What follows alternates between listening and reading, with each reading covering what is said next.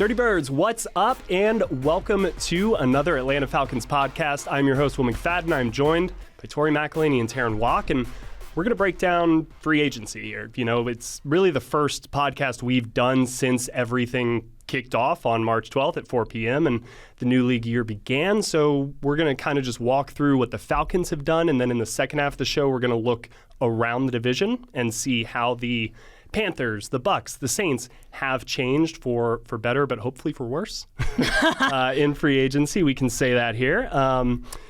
At the top, though, I just want to begin with the Kirk Cousins news, right? His $10 million roster bonus kind of came into effect on March 17th.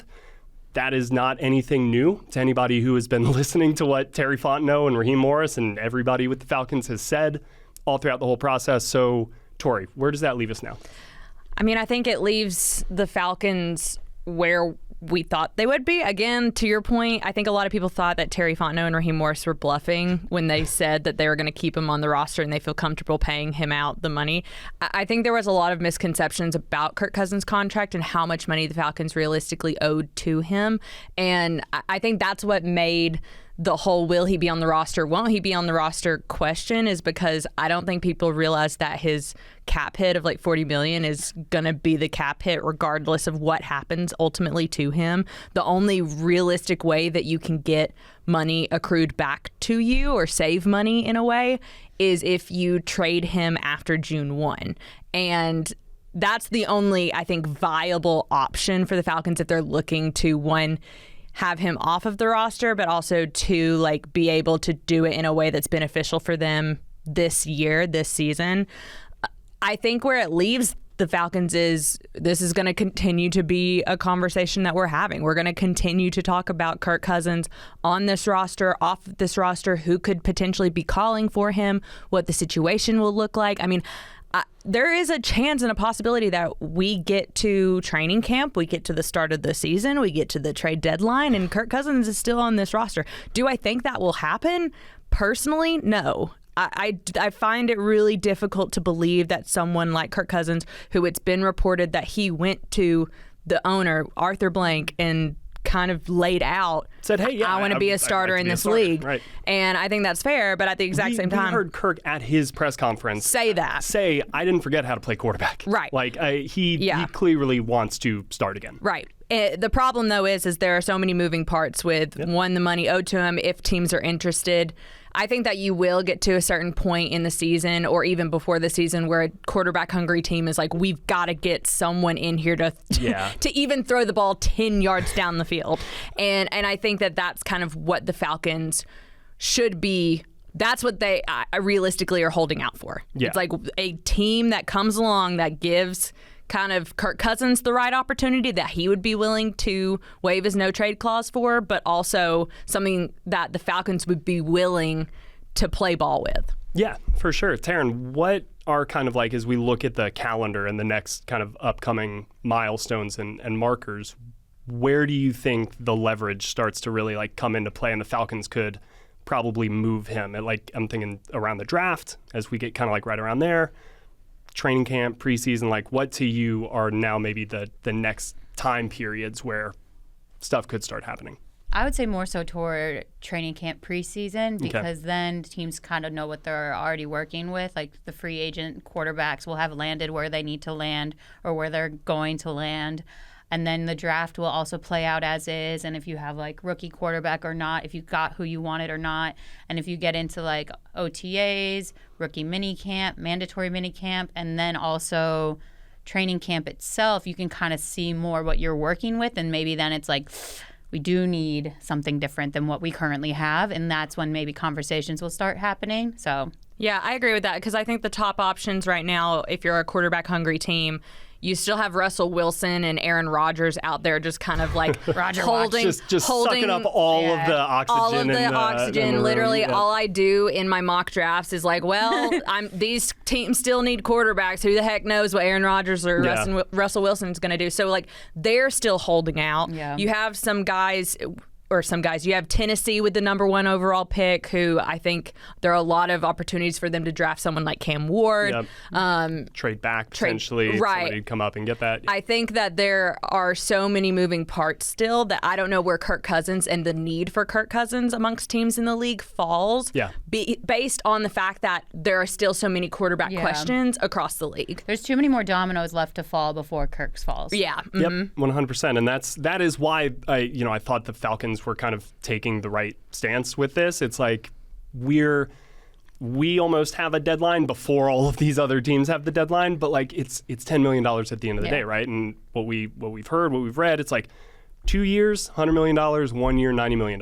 Like when you kind of break it down like that, what is that $10 million bonus? And again, in this day and age, you need, if you are a contending team or have like playoff aspirations, potentially even more, if your quarterback gets hurt, like having a capable backup is very valuable. So, again, like the longer we go here, now I think the leverage has shifted a little bit more in the Falcons' favor because look, Kirk, if you want to be a starter, you got to work here with the organization a little bit to get you somewhere else. If you're another team, time is ticking, right? If Aaron Rodgers doesn't sign with you, if Russell Wilson doesn't sign with you, if you don't get the quarterback in the draft, what are you going to do? So that's kind of, I think, what the calculus was here. But let's go ahead and shift over to free agency. Terrin, when I say Atlanta Falcons 2025 free agency, what is the first thing that pops in your mind? You have to work with what you've got. And we've said it multiple times on this podcast when we did all those different position breakdowns where it's like they don't have the money bag to go out there and get these big signings. So that's why you're seeing these ones that maybe instead of a cannonball, it's like a pencil dive. Like there's still a little splash, but there's not this overwhelming, oh my gosh, look what they did. Like they're checking boxes, but it's not like a highlighted, underlined, bold, italicized kind of moment. Yeah, my word was going to be conservative. I feel as though, to your point, they're filling in where they need to. But I still sitting here, we're recording this on March 20th, and the first wave of free agency is through. Free agencies all the time. We're not done. We're not done. Like, and the Falcons, the Falcons made 2 of their biggest moves last offseason with Justin Simmons and Matthew Judon in training camp. Oh, yeah. So like this stuff is so fluid and can change every single week if it needs to. But I think I chose the word conservative because I knew, obviously knowing the salary cap situation, you knew going in what it was going to be. I think my biggest issue, and this is something that I wrote about in this week's mailbag when people were asking the main question of did the Falcons do enough in the first wave of free agency to feel confident about the roster moving forward? And I honestly, and this is just my opinion, but I don't think they've done enough yet. Doesn't mean that they won't do enough. Doesn't mean that there aren't more moves coming. Doesn't mean a draft doesn't change that. But considering the lack of draft picks that they have at their disposal, combined with how many starters on defense I feel like you have to remake and bring in, I actually feel like after this free agency period, this first wave, I have a lot more questions about this defense than I have answers. Okay, my question to you is, can they do enough with the situation they're in? And that's the big question, right? Like I think that the salary cap, in my opinion, can always be manipulated to a certain degree. I think there are things always on the table. There are always moves to be made. There are always trades to be had. The problem is, and this is the problem that I said from the outset, the get-go of this offseason, was that the Falcons don't have a lot of capital to work with, whether it be cap space or whether it be draft capital. Yep. And so when you're looking for ways to improve this roster, you're thrifting and you have to be conservative to a certain degree. But were the Falcons a little too conservative in the first wave of free agency? How does that change as the offseason moves forward? How does that change once the draft gets here? I think for the fan base, I kind of do hope that there is this splash. Your cannonball? I really do hope that there is a cannonball, whether it be a big-time signing or whether it be, the right person at number 15 in the draft, or even the Falcons picking up more draft capital somehow, some way. I hope that for the fan base, because right now, the overarching feeling I get from talking to fans and interacting with fans and hearing from people is that there's this like lackadaisical feeling about this offseason and kind of how a little bit humdrum and there's not a whole lot of excitement. But that was always going to be the case, right? I know, but we went into this knowing and expecting that was going to be. Tori wants to take away my relief. Right, yeah. But no, I just say all that because I want the fans to understand, like, that I get what they're saying and what they're coming from. Even though you expect it, doesn't mean that it doesn't minimize how they feel right now in this moment without a big splashy name that they can really lock on to. Especially after last season with so much change. Right. When the Falcons don't meet the expectations of the 2024 season, it makes this period feel a lot heavier. Like you're not doing enough. Right. I'm a little bit surprised. You know, we haven't kind of had this conversation yet, even offline, like amongst the three of us, and you guys are a little bit down, I feel like, as I'm not we down. all sit here and kind of look at, and I think wrote I'm down being realistic. Yeah, no, I wrote down the players who are no longer on the roster, who were a part of the roster in 2024. Grady Jarrett, top of that list. Nate Landman, Avery Williams, Eddie Goldman, Richie Grant, Drew Dahlman. Those are, big name players for this team that all played pretty large roles. Justin Simmons, Matthew Judon, Lorenzo Carter. Exactly. I mean, these are all guys that, have they signed anywhere? Judon, Carter. So yeah, No. I wrote down the guys that have officially signed okay. elsewhere. But, for all intents and purposes, you could be losing those guys as well. Yep. So when you look at the players that they've added, I think we're all in agreement that Leonard Floyd is the biggest name among that group. Like, to me, he is replacing Felipe Lorenzo Franks. Carter. I know to Did I say you. Filippo? I know. No. I know I to just you. say that? Felipe Franks is Felipe? the. Yeah, Terrin's waiting to talk about like Mike Ford, Keith Taylor, Felipe Franks, like all of these special teamers. Yeah. They all got their own headline. But so is Leonard Floyd's not the splashy move that you were looking for? I think it's a great move. Minimum 8 sacks over the last 5 I'm years. still thinking about my splash analogy. Oh, like how big a Yeah. splash is. Okay. not- Terrin's ready for a pencil pool day. Right. Yeah. The weather's Just getting the It weather's gets warmer. warm outside, and Terrin is just like, man, I am already sitting in that. I'll take a video and be that like, pool this chair. splash goes to this player. Right, This just- splash goes to this player. No, I do think that the Leonard Floyd signing was a big get for this organization for a lot of reasons. This is something I talked about when the signing happened, is because of Leonard Floyd's connection to the state of Georgia. Obviously went to the University of Georgia, is obviously from Georgia, born and raised in Georgia. He's a country boy through and through. Ryan Pace was the one that drafted Leonard Floyd out of Georgia when Pace was the GM of the Bears. Yep. And Raheem Morris was his defensive coordinator when Floyd was with the Los Angeles Rams. So Look at that. it's a did really move, well. right? It's a move that makes a lot of sense to me. To the point of it, did I think this was going to be the biggest move that they made? I thought that they could have gone a little bit bigger. I don't know what that looks like, but I kind of was wanting a younger. Doesn't mean that you can't do Leonard Floyd and someone else. I'm not saying this to take away from the Leonard Floyd signing. I'm just saying that, like, looking back on the first wave, I kind of was hoping for a bit of a younger edge rusher, or even maybe like a younger.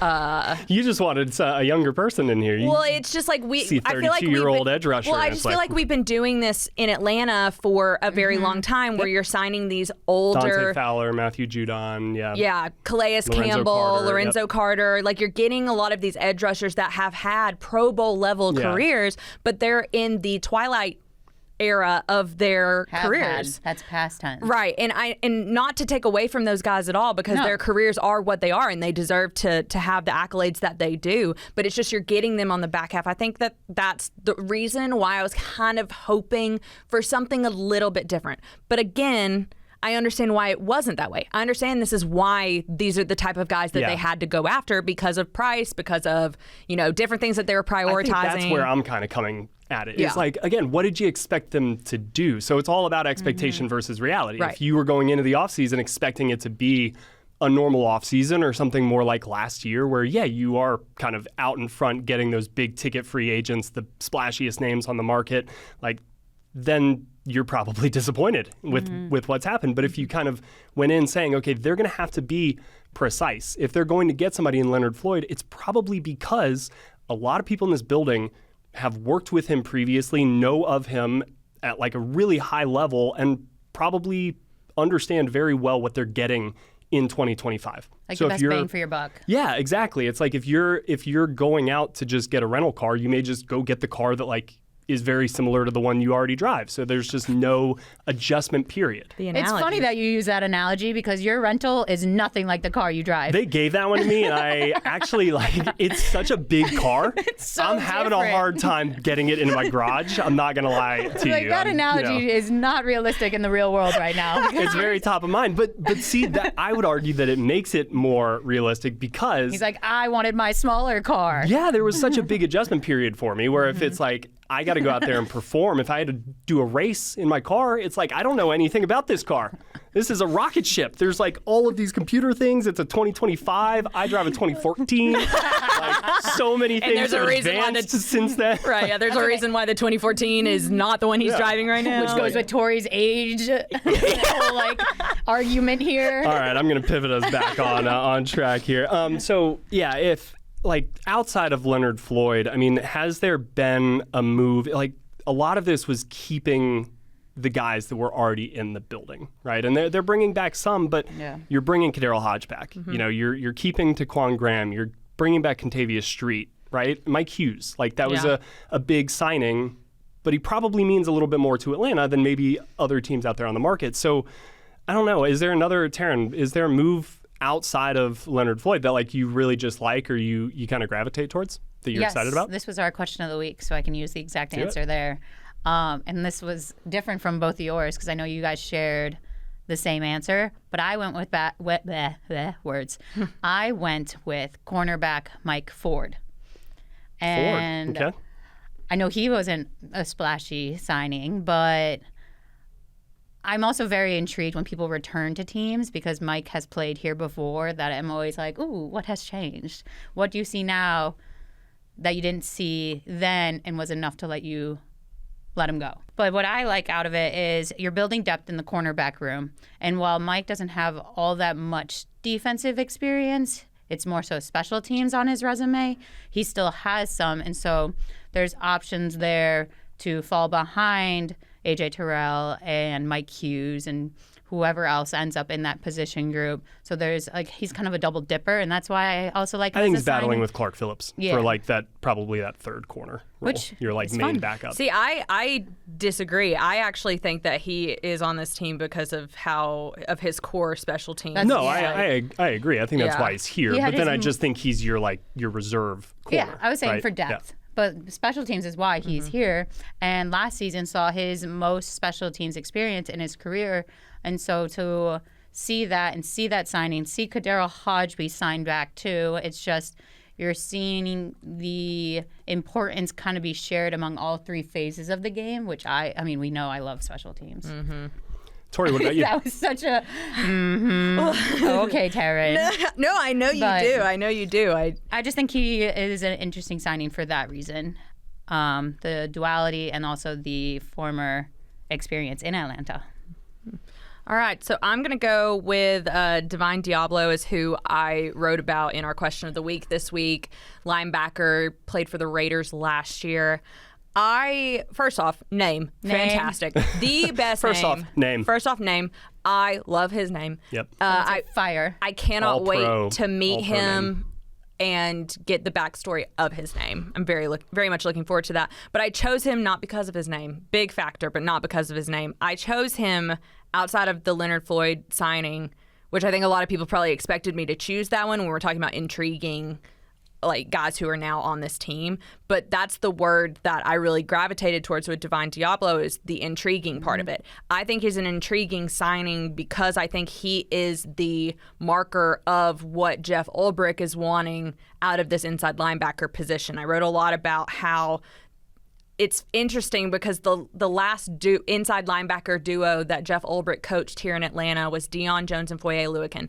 And I feel as though Divine Diablo, his play style and kind of the speed of which he plays is like Deion Jones was a speedy guy, but he's also a big time hitter. Like Foye Oluokun is a kind of he's a former safety turned former college safety turned professional linebacker, which is the same kind of situation of Divine Deablo and his development as a professional linebacker. And so I thought that Divine Deablo, more than anybody in the signing class so far, is a reflection of a coach being put in place here in Atlanta that has a say in what he's wanting and how he wants things to evolve. Nothing against Nate Landman, but I do believe that there's a reason that Nate Landman is now with the Rams and Divine Deablo is here. Divine Deablo fits more of the prototype of what I think Jeff Ulbrich values and looks for at that inside linebacker position. And I actually do think that Divine Deablo will be pushing for a starting spot. Yeah. And I really, truly believe that Caden Ellis is going to continue to play the role of which we saw him play this past year, where he had a lot of success. Where it's going to be interesting, the camp battle. Now we're already talking about camp battles, but the camp battle that I'm going to have my eye on is going to be Troy Anderson and Divine Deablo, because Troy Anderson, unfortunately, this is kind of the prototype of what they wanted him to be. They wanted him to be this fit, athletic, fast, sideline to sideline player that has these really quick instincts, but he's not been healthy enough to be able to see that at any point in his career. So this is going to be interesting. Who ultimately, I think, wins out. I think that a lot of people were sleeping on the Divine Deablo signing because not really, despite his name being great, he's not a big name. But he fits the mold of what Jeff Ulbrich wants, and I think he's going to be kind of in that same vein of what they want Troy Anderson to be. It'll be very interesting to see who comes out on top ultimately. For the record, I wasn't laughing at anything you said because you both looked at me when I did let a little chuckle out. But Divine Deablo is definitely one of those first and last name kind of guys. You know how there's just those people where you have like to say Matt their Haley? first and yes. Yep. That's a good one. I think about that every single day. And Hey, so Matt. every time you said his name, it was Divine Deablo, even if it was just Caden or if it was just Nate, like Divine Diablo, Divine Diablo. Well, I also haven't met him yet, so I know, but I can call Caden. That's why It's Mr. Diablo. Mr. okay? Diablo to you. That's why I chuckled, because every single time you just kept saying it, That's which funny. is fine and great. Like, just one of those guys. It's a great name. I think he's definitely going to bring some speed to the second level of Atlanta's defense, which was something that when Troy was out of the lineup, like Caden has it for sure, but we did feel a little bit of a step back in that area with anytime you Nate had Landman out there. anytime you had to ask one of the linebackers to drop back in coverage, you felt it. And that's what, when you bring in a former college safety. Yep. That is probably going to be a strength of his, his coverage. So I think those are two great picks. I'm going to go Jordan Fuller. We haven't really mentioned his name yet in this podcast at all. I feel like we should. Yeah, brand new report out there and if what's interesting, if you watched or not watched, but if you read mine and Will's 5 safeties the Falcons could target in free agency, and then Will's story on why Jordan Fuller makes sense for the Falcons, then you kind of already had your nose to the ground a little bit on this signing. Yeah, I guess reported signing. I don't know if it's that hard to figure out because I know. familiarity in this league goes so far. If you've worked with a player, then there's probably a strong chance that you're willing to maybe especially do so when you're talking kind of about like a quick 1-year deal. And that's, again, like when I'm looking at what we should have expected for this offseason and what actually has played out, getting a couple veterans who have a history and a connection with your head coach, they are going to come in and understand from day one, all right, I speak the same language. Cool. Here's what you need me to do. Gotcha. Let me go in. We're going to go play fast, play loose, all of that good stuff.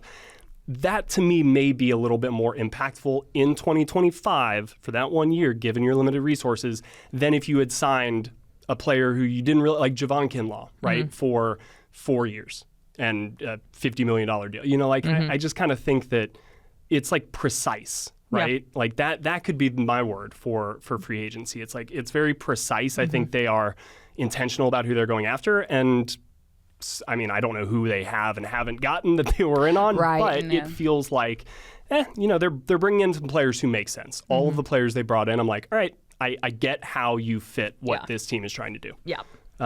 Let's quickly, though, look around the NFC South before we get out of here. Start with the Bucs, who won the NFC South last year. They kind of did, I think, a similar thing to what Atlanta did, but obviously I think they had more financial resources to kind of do it at a higher level, but they kept a lot of their core in-house. They re-signed Chris Godwin, bringing Levante David back for a year. Ben Bredesen, who was their guard, they signed last offseason as a free agent. He came in, he was a starter all season. They re-signed him. So Chris Godwin staying in is huge. He and Mike Evans are one of my favorite receiver duos. A key addition for them is Hassan Reddick. That, he obviously was talked about a lot last offseason here in Atlanta. He's not in Atlanta. He's down in Tampa Bay.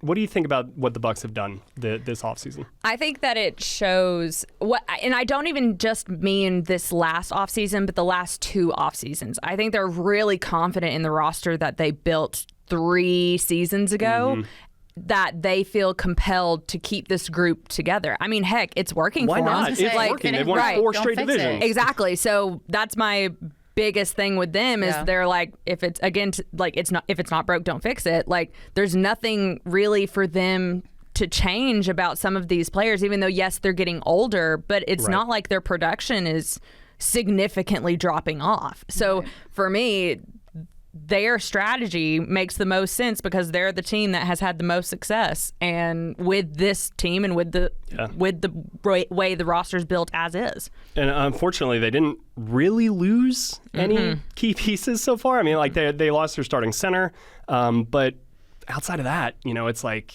you really are going to see a very similar version of the 2024 Tampa Bay Buccaneers back out there in 2025. And hey, the Bucs were good, so the Falcons are going to have kind of their work cut out for them. They're going to have to be locked in and go after Tampa this offseason and in the fall. Terrin, the Panthers, they really, I think, focused also similar to Atlanta on their defense this offseason. Huge offseason for the Panthers. Yeah. It's so silly to me how the league works, because just 3 years ago, we were looking at a Panthers defense that had Derek Brown and Brian Burns and J.C. Horn and Shaq Thompson. We were just like, oh, cool, they're set on that side of the ball, but what are they doing on offense? Right. And now it's like, oh, cool, Bryce Young. We hit the reset button, we unplugged it, we blew on the cartridge, we plugged it back in. He's working now.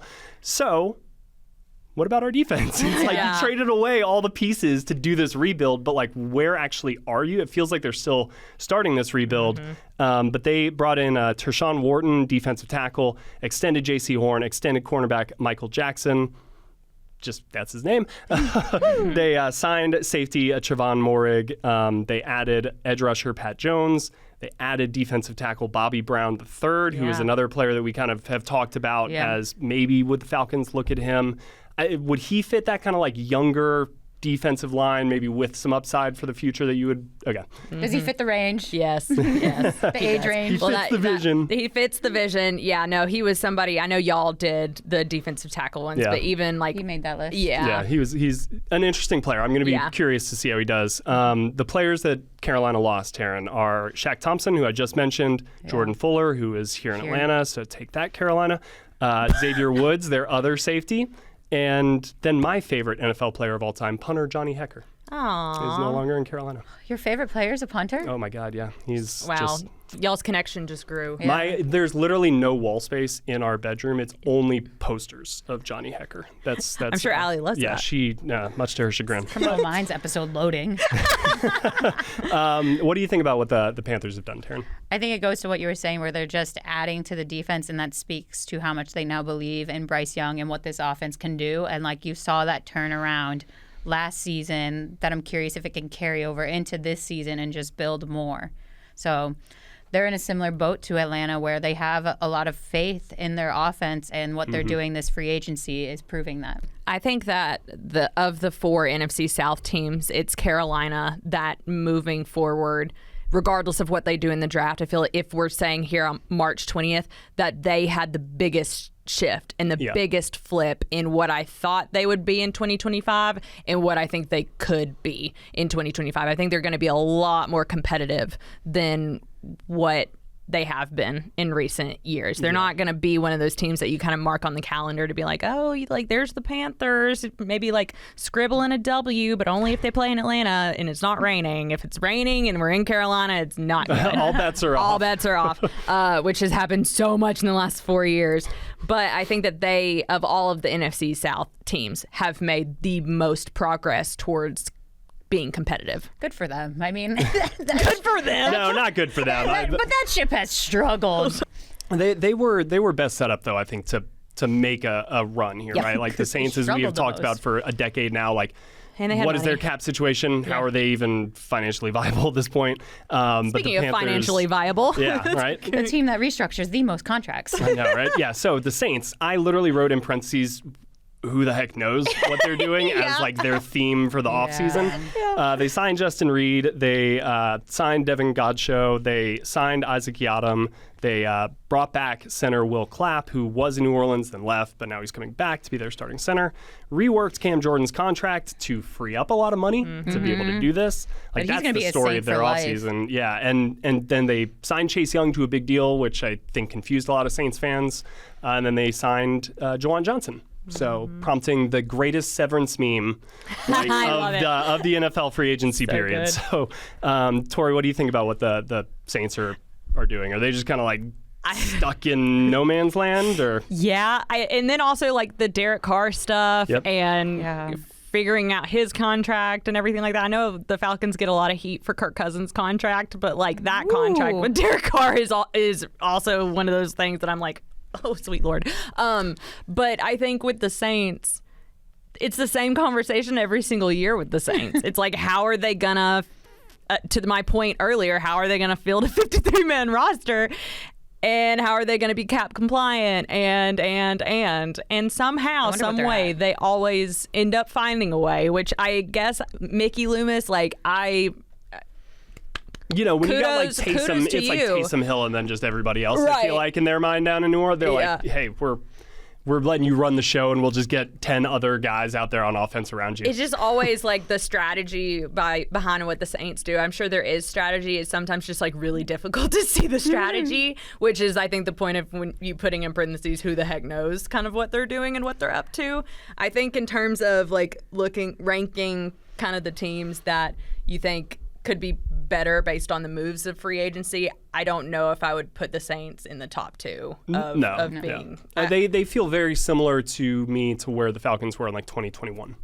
Yeah. Like that first Arthur Smith year when Matt Ryan was still here, but it was like his top receiver at one point was Olamide Zaccheaus. Yeah, it's and like you're piecing together a 53-man roster on guys on one-year deals. Yeah, exactly. It's like we know the end is in sight for kind of like this iteration, but we're not giving up. We're not going down with the ship yet. I don't know about that. They never get right, though. Like, that's the thing is, like, in Falcons in 2020... Yeah, they never eat that.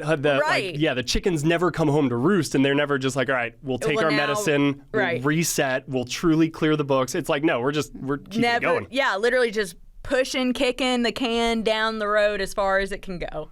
This is our first kind of wave of free agency. We will be back next week. We're going to do a mailbag episode. So please send in your free agency questions, your draft questions. I think the best ways to do it are either you can DM me on Twitter at Will McFadden if you want to.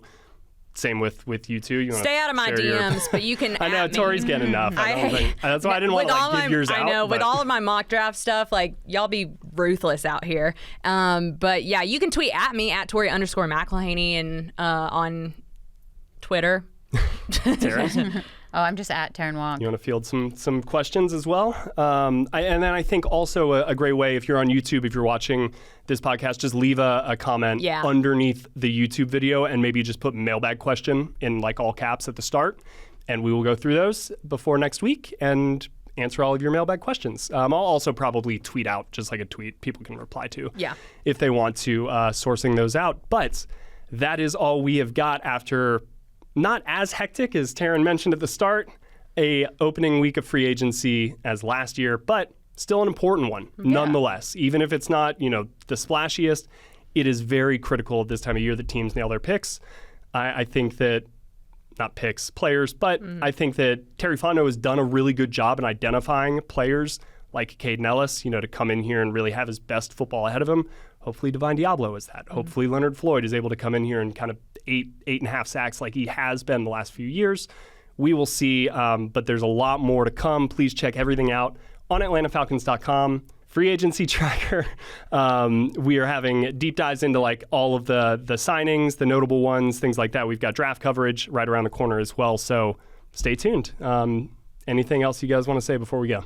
No, just remember I have to do a mock draft with a different name every single week. So don't come at me if one of the mock drafts doesn't have the guy that you want me to draft. At some point, I probably will draft There's a good chance it will. So it will I'm not. At some point. I do this every single year, and every single year people get mad at me, and I'm like, just give me another 2 weeks, and I'm going to draft Jalen Walker to the Falcons. I have yet to figure out how to do that yet, though. I don't see him falling past New Orleans or Carolina, but. Yeah, you're just sending him to Carolina I've sent him to Carolina every 3 times. Opportunity. I've amazing. sent him every single time because I don't know how he falls out of the top 10. So let her hear about it. Yeah, tweet at me. Come at me. Hit her up. All right, that'll do it. We have been here for too long. If you guys are still listening, we thank you. We appreciate you so much. Will McFadden, Tori McElhaney, Terrin Walk, Atlanta Falcons Podcast Network. We'll see you guys next time.